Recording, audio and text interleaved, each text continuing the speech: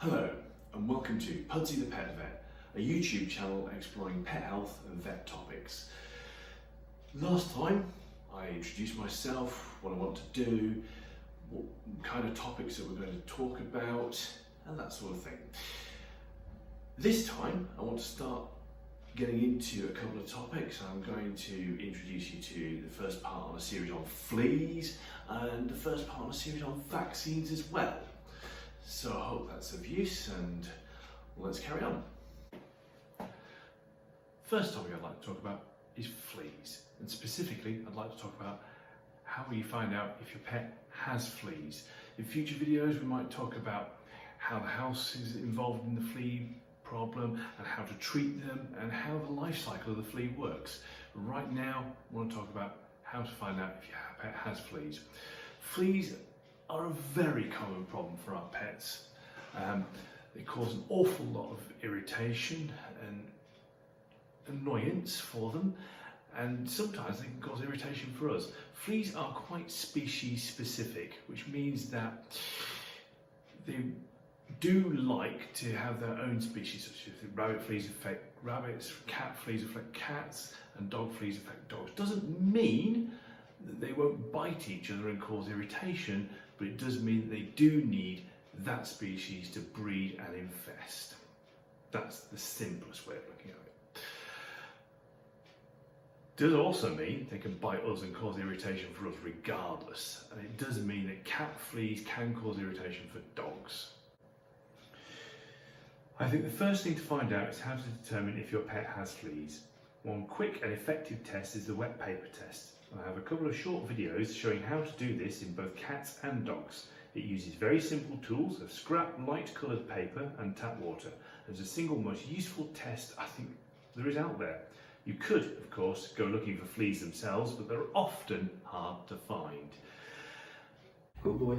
What we do with wet paper test, we get a bit of scrap white paper, wet it down, okay, and we get our lovely chap here to have a sit down, Sit. well done. Sit. Okay, just sit down, good Sit. luck.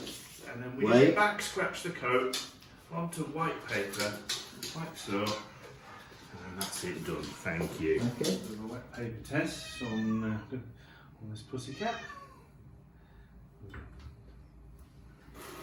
Wet down a little bit of white paper. And we just put that there.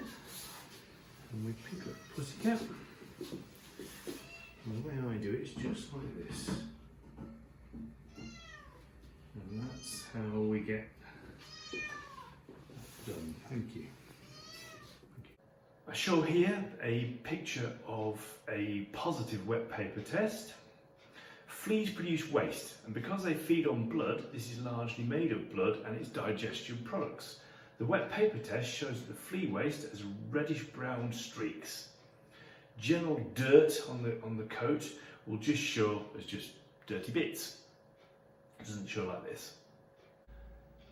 Next time when we talk about fleas, we'll talk about the house and how that's involved in the flea life cycle and what that means in terms of how we treat fleas and prevent them from becoming a problem in the first place. Second topic I want to start talking about is vaccines. We all know we have to get our pets vaccinated, but do we know why we get them vaccinated? Do we know what's in the vaccines?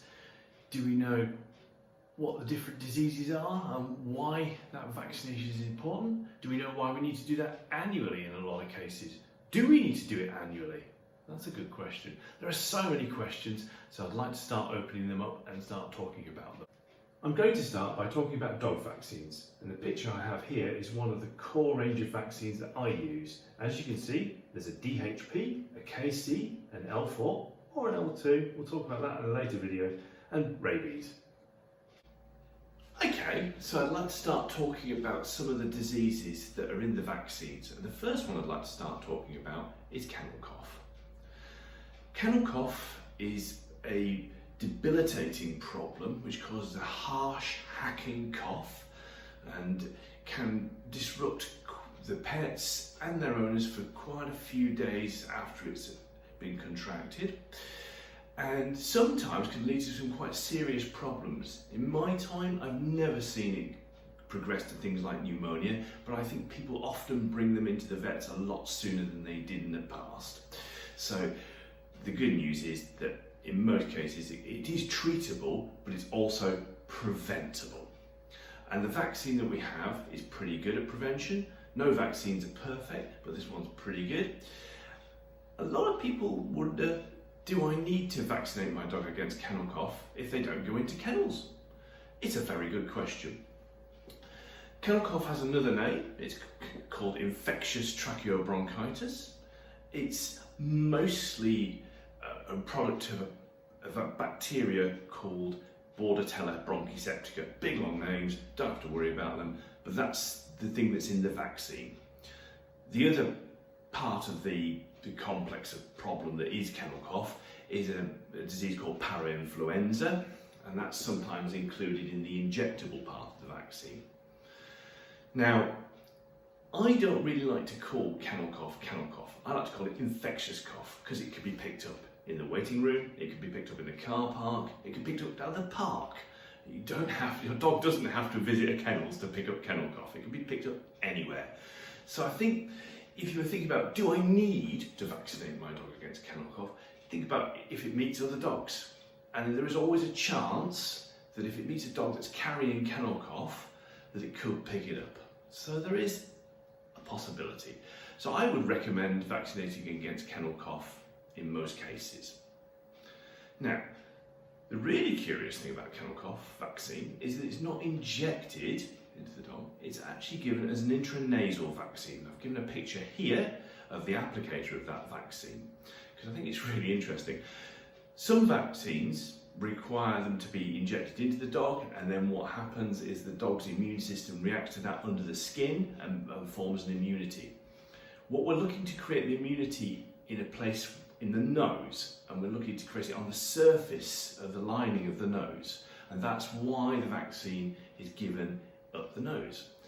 Most dogs accept this pretty well, and I've had very few where it's been impossible, and it just requires a little bit of patience and a careful and gentle hand.